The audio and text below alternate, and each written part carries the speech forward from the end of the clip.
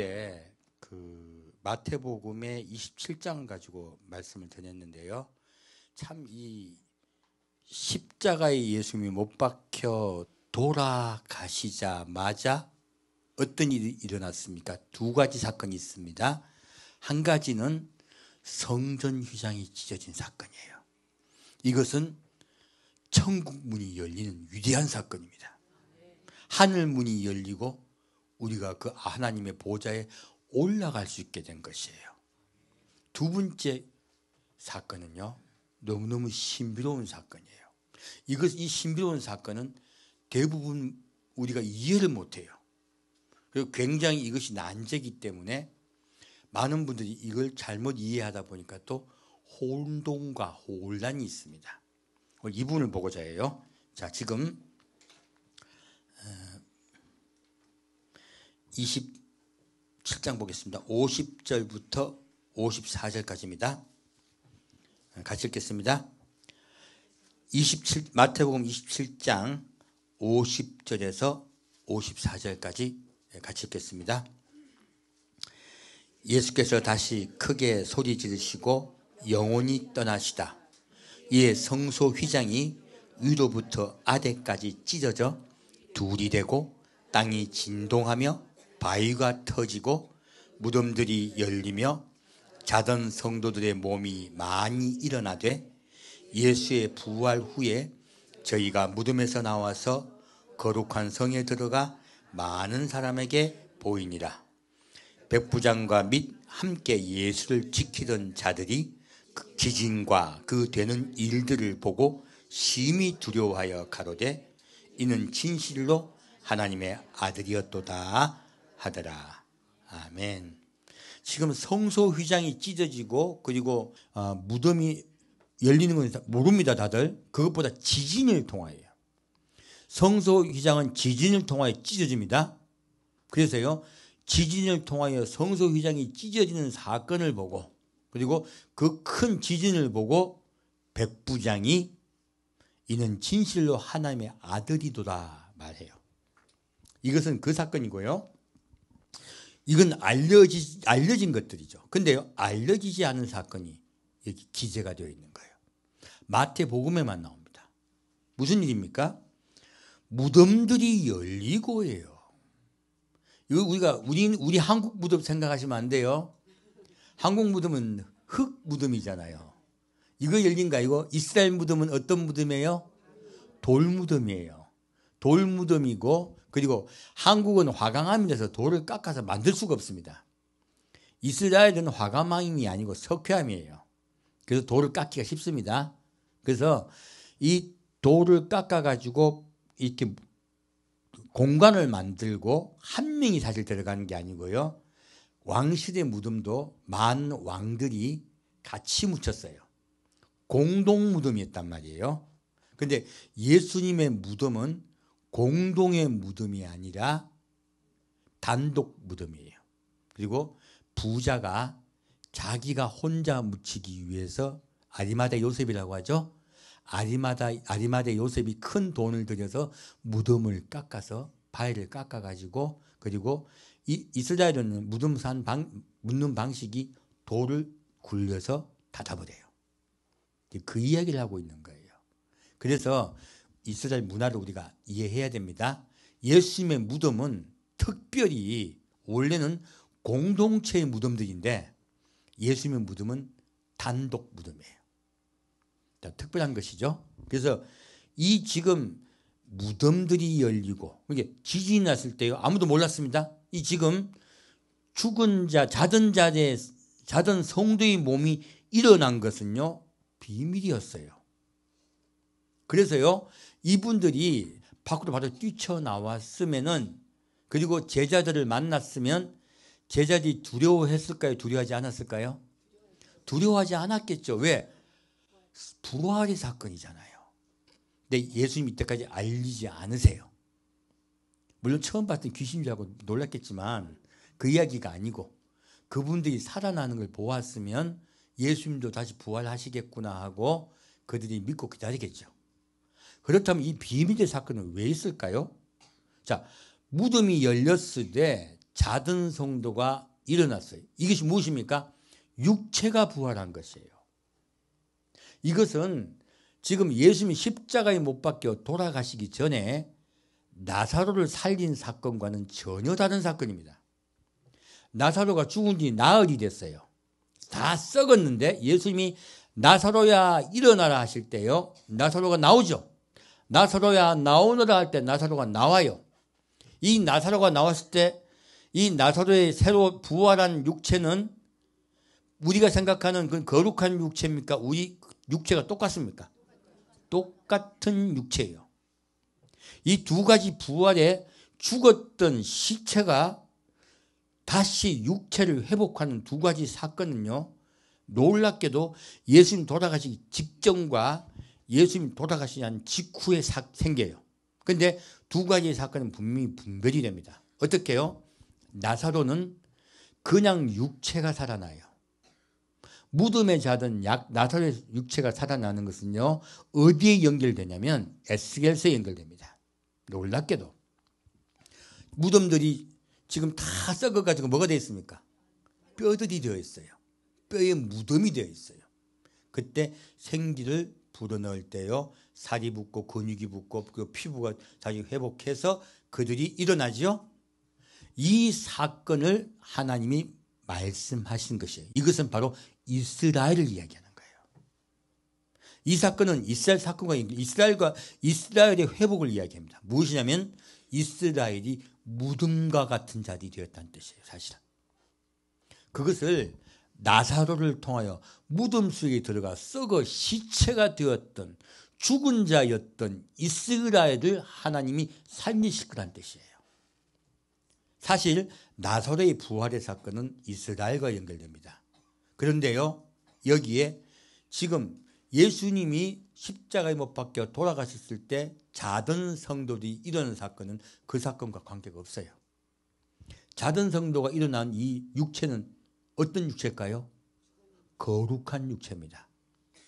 왜냐하면 이들이 거룩한 육체를 회복한 것은요, 예수님께서 거룩한 육체를 회복하실 것을 이들이 증거하는 증거자들인 것이에요.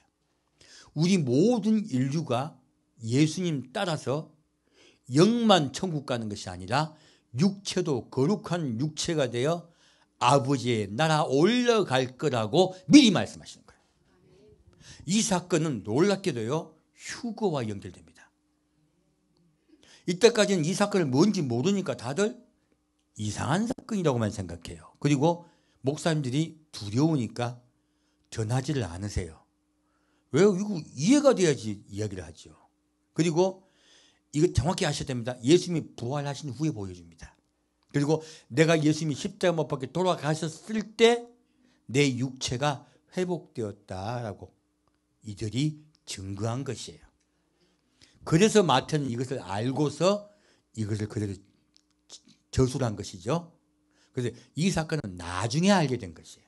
그럼 이렇게 부활하셨던 이 성도들이 어떻게 됐을까요?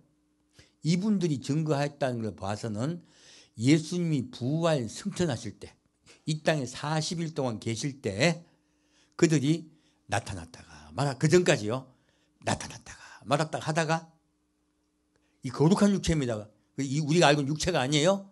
그러다가 예수님 부활 승천하실 때 같이 하늘나라로 올려갔다고 보아야 돼요. 단 몇 명입니다.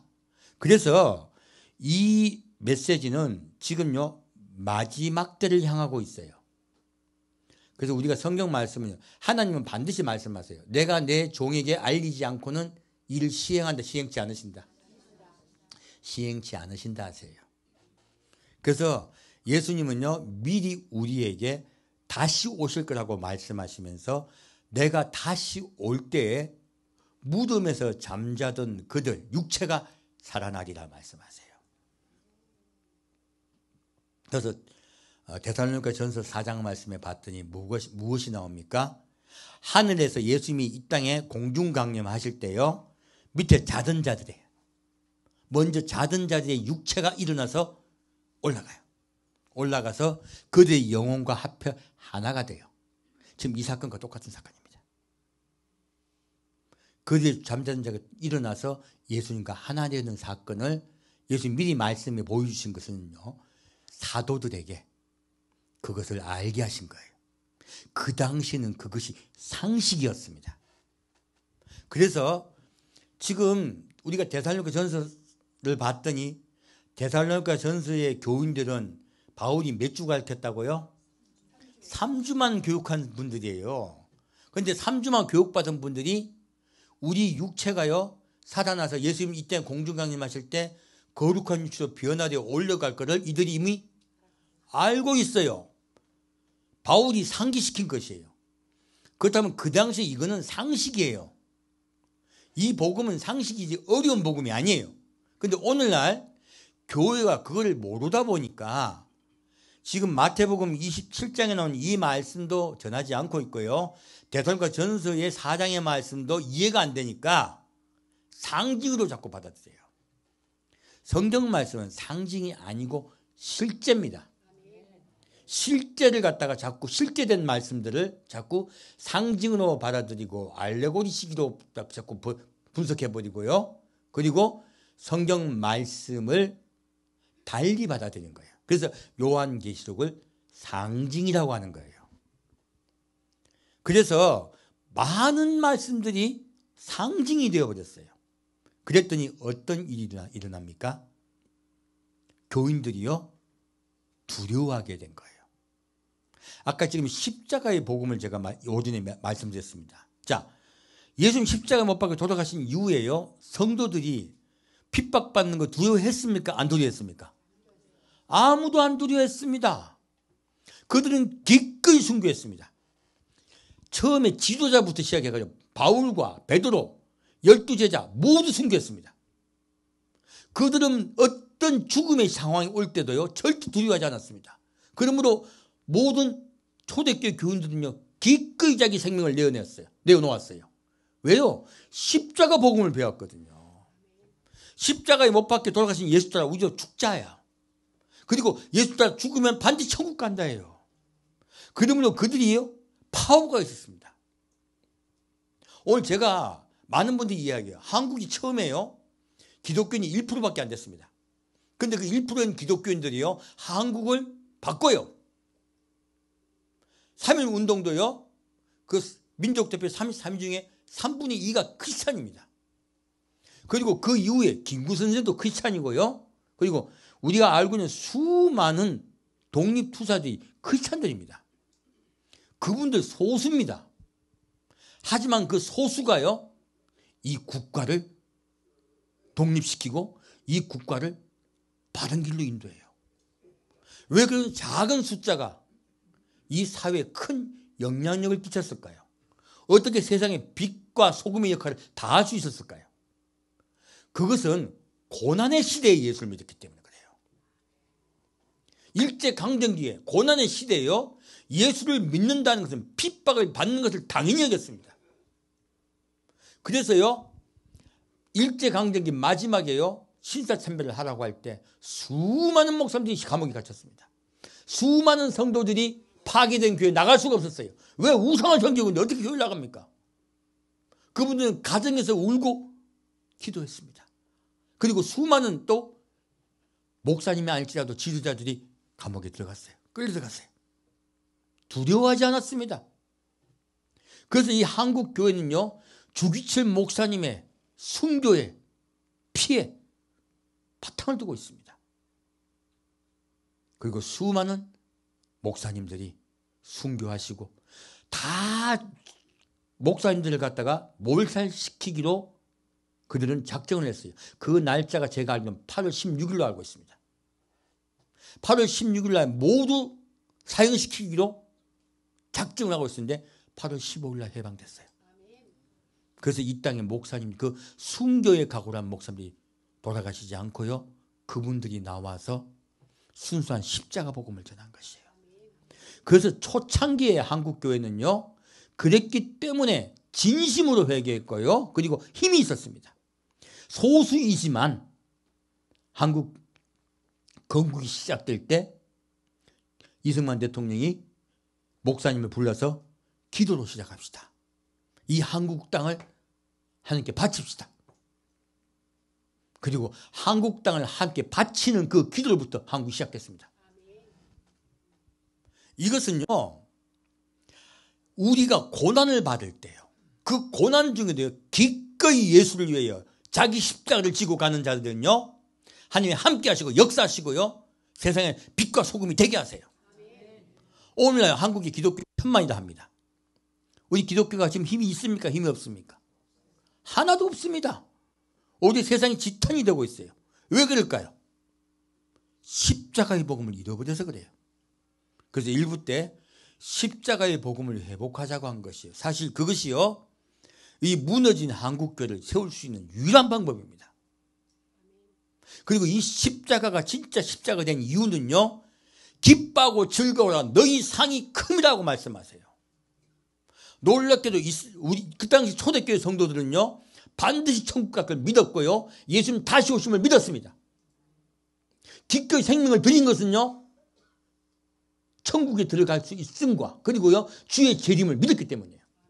그래서 예수님 십자가 못 박혀 돌아가시자마자 많은 성도에게요, 죽었다가 잠자다가요 다시 깨어난 성도, 거룩한 육체를 가지고 다시 살아난 성도들을 보여주세요. 왜요?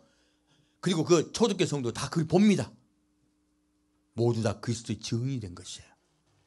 우리도 이와 같이 예수님 따라 거룩한 육체로 부활하여 살아날 것이다. 그러므로 우리는 누굴 기다리자? 예수님 다시 오심을 사모하며 기다리자. 이게 초대교회예요. 오늘날요, 제가 예수님 곧 오신다고 하니까 누가 적어놨더라고.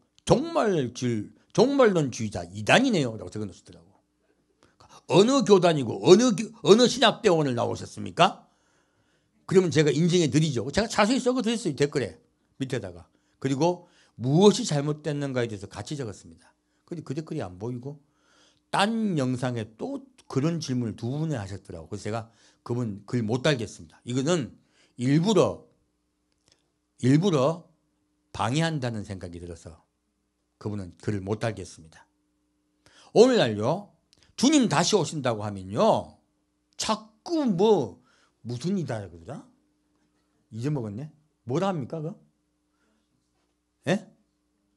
뭐라 하던데? 세대주의. 예. 세대인지 네대인지 모르겠는데, 세대주의 이단이래요. 근데 이거는요, 한국교회가 잘못 알고 있는 것이에요. 미국 교회는요, 60%가 환란된 휴거를 믿습니다. 그래서 휴거 직후에 전 세계에 일어난 사건을 영상 찍어놓은 거 보면 전부 미국에서 제작한 것들이에요. 그 미국 교인들 다 세대주의 이단들이네. 그 말도 안 되는 이야기예요. 한국 교회가, 한국 신대원들이 다 환란 후 휴거를 믿어요. 그래서 목사님들이 95%가 환란 후 휴거를 믿습니다. 그거는 퍼센트지가 많은 거지. 그게 왜 이단이요? 이단 내용도 몰라요. 이단은 예수가 십자가에 못 박히셨다가 부활하신 걸 믿지 않는 것이고, 첫 번째 예수가 이 땅에 내려오심을 믿지 않는 자들이 있고요, 두 번째 예수가 십자가에 못 박혀 돌아가셨다가 요까지만 믿어. 부활을 안 믿어. 이거 다 이단입니다. 그리고 오직 예수로만이 구원받을 수 있다. 이거 안 믿는 거 이단입니다. 이 정확히 이해하시면 돼요. 그리고 우리 때는요, 예수가 거룩한 육체로 이 땅에 내려오심을 안 믿는 게 이단이에요. 이게 뭐냐면 예수의 영이 내 속에 들어왔다. 나는 예수 친구.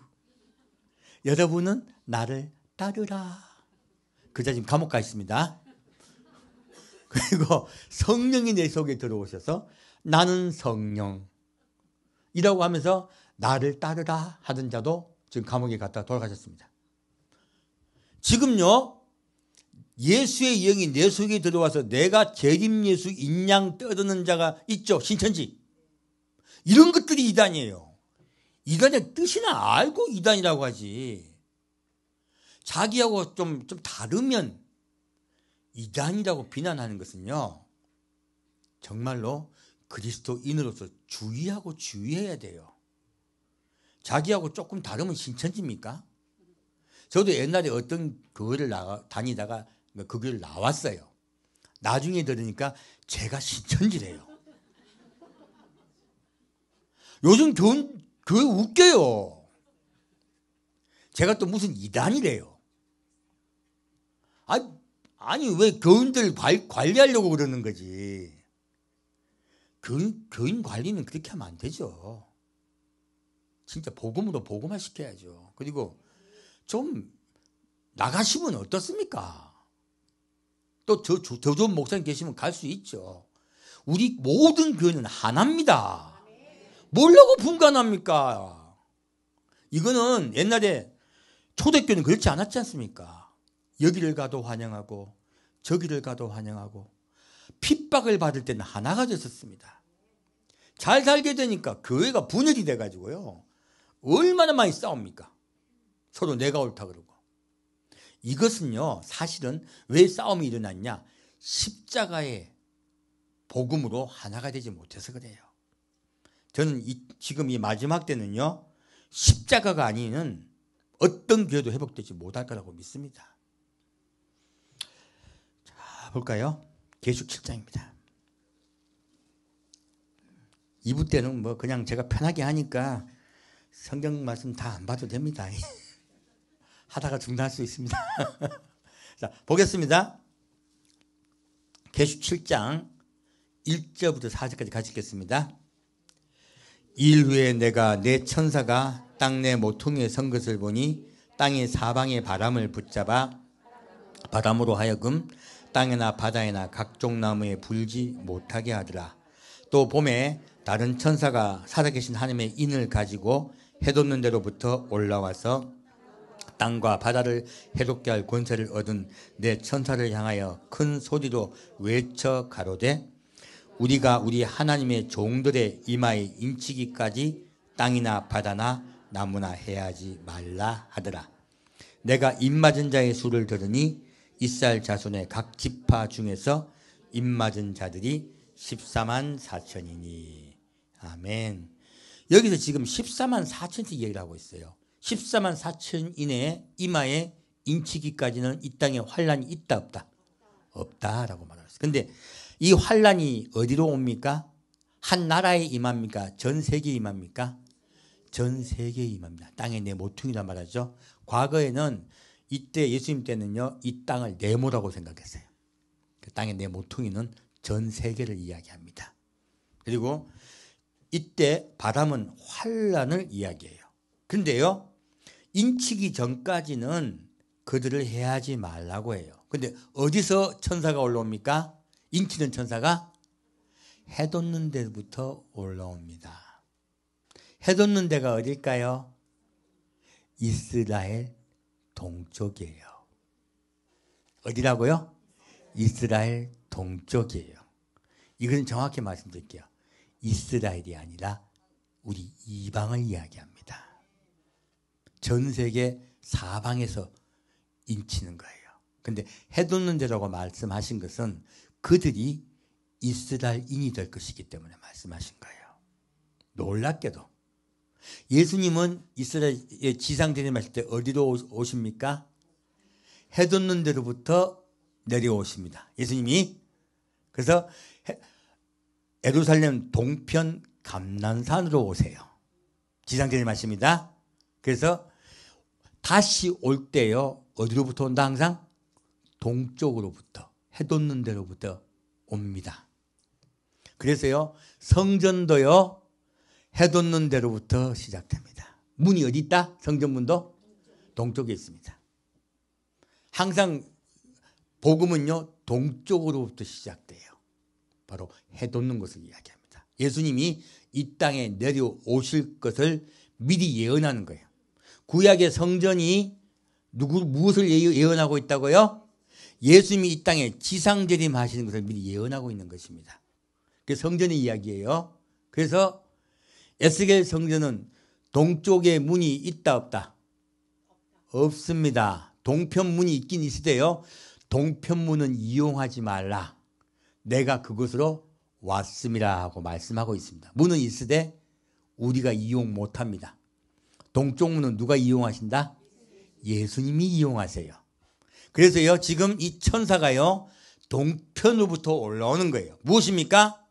이 말씀은 이스라엘을 죽어있던 시체가 되었던 이스라엘 살리실 거라는 얘기예요. 누가? 이방인들이, 입맞은 자들이에요. 입맞은 자들이 이스라엘을 회복하기 시작할 것이다. 그 이야기예요. 그래서 지금 우리 지금 선교의 최종 종착지는요, 이스라엘입니다. 우리 선교의 마지막 피크가 어디라고요? 이스라엘입니다. 지금 여러분이 우리 교회도 마찬가지예요. 선교의 마지막 어디 힘을 쓰자? 이스라엘을 선교하는데 최선을 다하자예요. 왜? 이스라엘을 선교하는 것이 마지막 예수님의 당부세요. 그 계시록의 7장에 그래서 해돋는 데로부터 올라온다 하신 거예요. 온 세계 환난 직전에요. 어디가 살아나면 이스라엘이 살아납니다.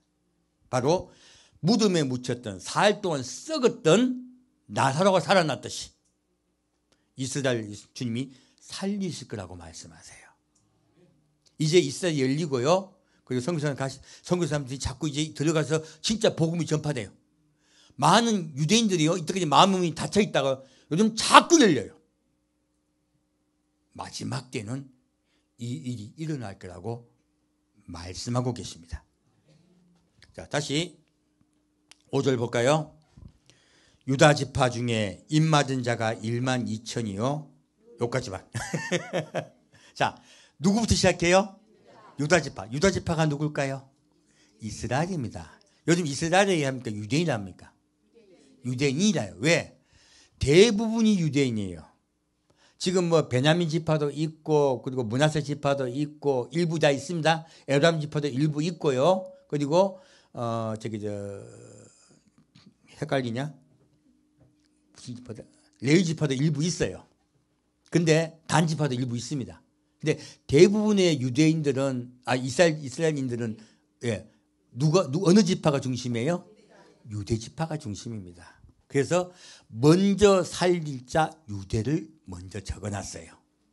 시작을 이렇게 합니다. 자, 뒤에 볼까요? 더 중요한 게 뒤에 있어요. 볼까요? 8절 말씀.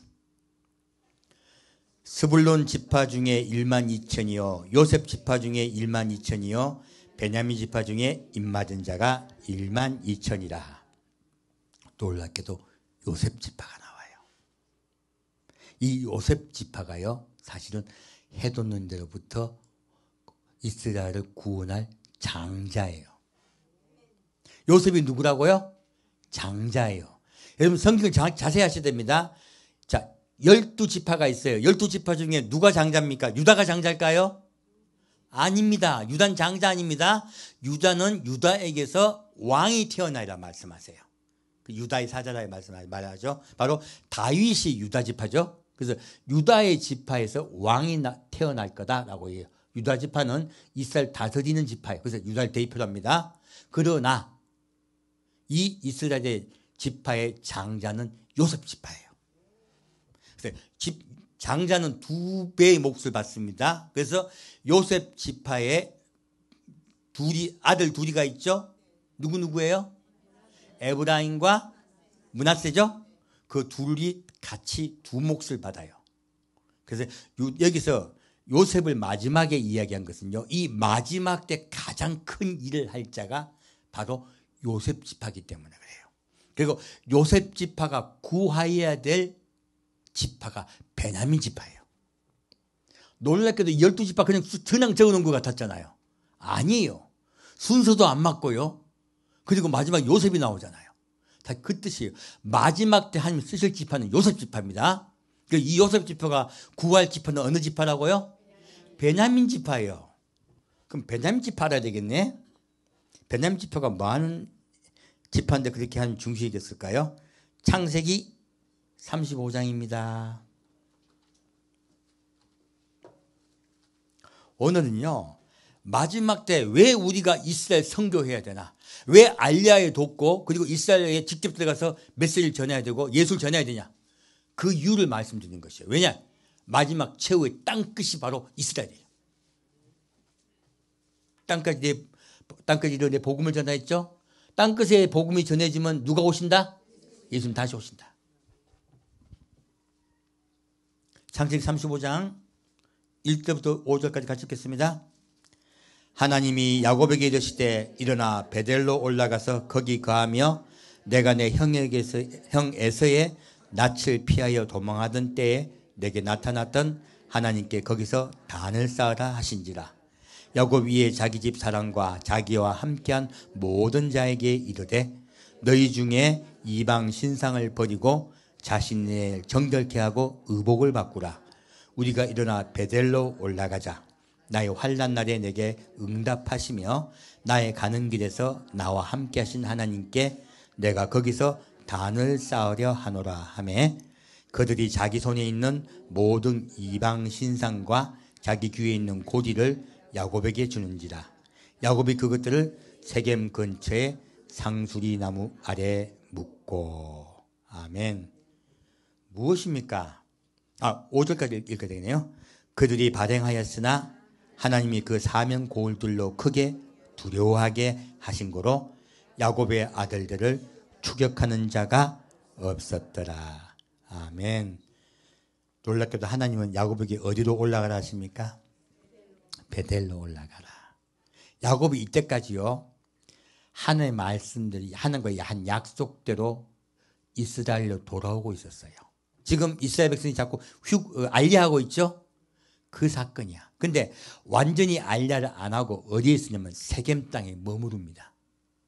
지금 에서가 있기 때문에 두려워서 지금 가나안 땅에 들어가질 못해요. 세겜에 머물러 있어요. 아직 돌아오지 못했어요. 지금요, 어디를 이야기하고 있습니까? 이스라엘이 돌아왔지만 여호와께 돌아왔습니까? 안 돌아왔습니까? 안 돌아왔습니다. 그들은요, 마음은 여호와께 돌아오지 않고 몸만 돌아왔어요. 세겜 땅에 머무르고 있는 것이에요. 하나님이 그들에게 환난을 주세요. 환난을 주셨더니 그때에서야 하나님의 음성이 들려요. 하나님 뭐라 하십니까? 두려워하지 말라. 너희가 베델로 올라가라. 그 말 음성을 듣고 드디어 야곱이 회개합니다. 그리고 모든 야곱의 식구들에게 말해요. 이스라엘 백성이죠? 너희는 무엇을 더 버려라? 단장품을 버려라. 너희의 생각, 너희의 뜻, 너희가 원하는 것들, 너희가 취하던 것들, 모든 것들 다 버려라. 그때서 모두 자기 단장품을 버립니다. 그때 상수리 나무 아래 묻어버려요. 지금 이스라엘이 단장품을 버려야 할 때인 거예요. 단장품을 버리고 베델로 올라가매 거기서 야곱이 하나님께 예배를 드립니다. 제사를 드립니다. 놀라운 사건이 그때 일어납니다. 자, 보겠습니다. 자, 그렇게 여호와께 돌아올 때 적그리스도와 그 군대가 이스라엘 이길 수 있다 없다? 이길 수 없다고 말하고 있습니다. 다시요. 10절부터 15절 같이 읽겠습니다. 그에게 이르시되 내 이름이 야곱이다마는 내 이름을 다시는 야곱이라 부르지 않겠고 이스라엘이 내 이름이 되리라 하시고 그가 그의 이름을 이스라엘이라 부르시고 그에게 이르시되 나는 전능한 하나님이니라. 생육하며 번성하라. 국민과 많은 국민이 내게서 나고 왕들이 내 허리에서 나오리라. 내가 아브라함과 이삭에 준 땅을 내게 주고 내가 내 후손에게도 그 땅을 주리라 하시고 하나님이 그와 말씀하시는 곳에서 그를 따라 올라가시니라. 야곱이 하나님의 자기와 말씀하시는 곳에 기둥 곧 돌기둥을 세우고 그 위에 전제물을 붓고 또 그 위에 기름을 붓고 하나님이 자기와 말씀하시는 곳의 이름을 베델이라 불렀더라. 아멘. 놀랍게도 야곱이 베델로 올라가서요, 하나님께 예배를 드릴 때까지 과거의 야곱의 이름을 이스라엘 하셨습니다. 그런데 그 이스라엘 하셔놓고 이스라엘 인정하십니까? 안 하십니까? 인정 안 하셨어요. 언제 이 이스라엘 이름이 진짜 회복됩니까? 야곱이 베델로 돌아갈 때요. 그리고 하나님께 제사를 드릴 때요. 이스라엘 지금 돌아왔습니다. 돌아왔지만 지금은 제사를 드리고 있지 않아요. 예수께 돌아오지 않았어요. 그러므로 지금 하나님 이들을요 야곱이라 부릅니다. 이스라엘 부르지 않으세요. 그들이 예수께 돌아올 때 비로소 이스라엘이라는 이름이 회복돼요. 이겼다고 말씀하시는 거예요. 하늘과 산과 겨루 이겼다고 말씀하십니다. 그리고 뭐라고 말씀하십니까? 나는 전능한 하나님이다. 생육하며 번성하라. 국민과 많은 국민이 내게서 나며. 국민은 이스라엘이죠. 근데 어떤 국민이 난다? 많은 국민. 이건 누굽니까? 전 세계입니다. 야곱의 후손이 단지 이스라엘이다. 전 세계다. 전 세계다. 그리고요 뒤에 또 말씀이 납니다. 왕들이 내 허리에서 나오리라. 무엇입니까? 이 왕들 누굽니까? 14만 4천입니다. 놀랍게도 14만 4천 전에도요 수많은 복음을 전하던 앞에 단의 선자들이에요. 그들을 하나님은 왕이라고 하세요. 이들이 내 허리에서 나오리라 말씀하세요. 그러므로 이긴 자가 올라가는 곳이에요. 어떤 자가 올라간다고요? 이긴 자가 올라갑니다. 누가 이긴 자입니까? 야곱이 이름이 이스라엘로 바뀌죠. 예, 똑같아요. 그래서 우리는 야곱의 후손이 되는 것이에요. 아브라함의 후손도 되지만 누구 후손이 된다? 야곱의 후손이 되기도 합니다. 비로소 하나님이 이때 야곱을 이긴 자로 취급해 주세요. 자, 뒤에 보겠습니다. 16절부터 20절 가셨겠습니다. 그들이 베델에서 발행하여 에브라스에 이르러 이르기까지 얼마기를 격한 곳에서 라헬이 임산하여 심히 신고하더니 그가 난산할 즈음에 산파가 그에게 이르되 두려워 말라. 지금 그대가 또 등남하느니라 하매 그가 죽게 임하여 그 혼이 떠나려 할 때 아들의 이름은 베논이라 불렀으나 그 아비가 그를 베냐민이라 불렀더라. 라헬이 죽음에 에브라 곧 베들레헴 길에 장사되었고 야곱이 라헬의 묘에 비를 세웠더니 지금까지 라헬의 묘비라 일컫더라. 자, 무엇입니까? 지금 다시요 야곱이 베델을 떠나가지고 어디로 갑니까? 베들레헴으로 갑니다. 베들레헴은 누가 태어난 곳이에요? 예수님 탄생하신 곳입니다. 이곳에 임했을 때요 라헬이 베냐민을 낳습니다. 근데 라헬이 죽어가면서 뭐라고 합니까? 베논이라 그래요. 이 뜻은요 내 슬픔의 아들이라는 뜻이에요.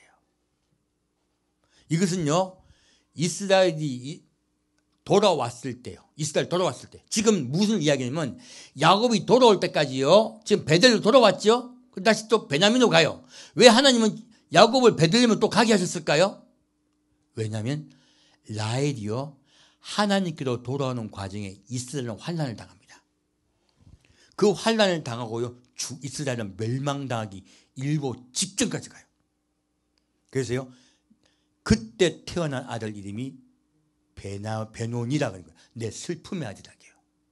모두 다 이스라엘. 지금 이건요 이스라엘 하면 새로 건국하신 이야기야. 지금은 우리 눈에는 이스라엘이 건국해 보입니다. 지금 하늘 눈동자에 보시기에 이스라엘은 건국되었다. 아직 건국되지 않았다. 아직 건국되지 않았습니다. 아직 이스라엘은요 베논이에요. 슬픔의 아들들이야. 하지만 야곱이 이름 바꿔버려요. 베냐민으로. 내 오른손의 아들로 이름 바꿔버립니다. 무엇입니까? 내가 의로운 오른손들을 지키리라. 오른손과 어디가 연결됩니까? 동쪽이 연결됩니다. 예수님이 동편 감람산으로 내려오시는 거예요. 온 세상을 다스리는 힘 있는 그분이요 이스라엘 구원하실 거라고 말씀하세요. 그래서 마지막 때 구원받는 이스라엘 새로운 이름이 무엇입니까? 베냐민이에요. 그래서 요셉은요 베냐민을 지키고 베냐민을 회복시킬 자가 요셉 지파이기 때문에 베냐민과 그 뒤에 요셉이 나오는 거예요. 오늘 우리가 마지막 해야 될 일들이에요. 우리 그리스도인들이 마지막 최후의 선교지가 어디라고요? 이스라엘입니다. 우리는 이스라엘을 회복하고 하나님께 돌아오게 할 의무가 있어요. 그래서 예수님 뭐라 하십니까? 땅끝까지 이르러 내 증인되라. 그때야 내가 오리라 하셔놓고 뒤에 말이 있어요. 또 다른 말이 있죠. 어떤 말입니까?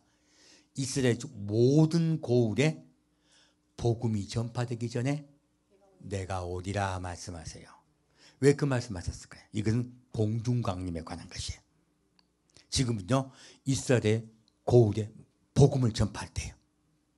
그때 예수님 공중강림하십니다. 이스라엘 복음을 전파해도 그리 다 받아준다, 안 받아준다? 안 받아준다.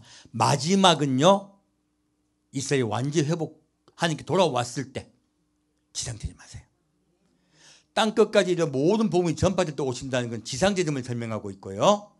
이스라엘의 모든 고울에 복음이 전파되기 전에 오신다는 말씀은 공중강림을 설명하고 있습니다. 그래서 설명이 이상하게 다른 거예요. 이해가셨죠? 그래서 말씀은 더 짝이 있습니다. 그렇게 이해하시면 돼요. 자, 우리 마지막까지 요셉 지파가 받은 사명을 다합시다. 그 사명을 다하여 베냐민을 구합시다. 이스라엘 12지파 중에요, 이스라엘 땅에서 태어난 유일한 자가 베냐민이에요. 딴 11 형제들은 다 어디서 태어났습니까? 이방 나라에서 태어났습니다. 다 이방인을 이야기하고 있습니다. 이것을 이해 못해서 자꾸 계속 7장에 나온 이스라엘을 자꾸 이스라엘 12지파로 자꾸 설명하시는 분들 많아요. 자, 야곱의 11 아들들은 어디에 태어났다고요? 이방 땅에서 태어났습니다. 바로 우리들이에요. 그 우리들 중에 누가 제일 중요합니까? 요셉이 제일 중요합니다. 다음 주에는 요셉 중에 더 중요한 사람을 소개해 드릴게요. 가장 중요한 사람, 진짜 장자, 또 진짜 장자에 대해서 말씀드리겠습니다. 자, 우리 마지막 끝까지, 땅 끝까지를 증인됩시다. 이스라엘을 돌아오게 합시다. 네, 하게 되겠습니다.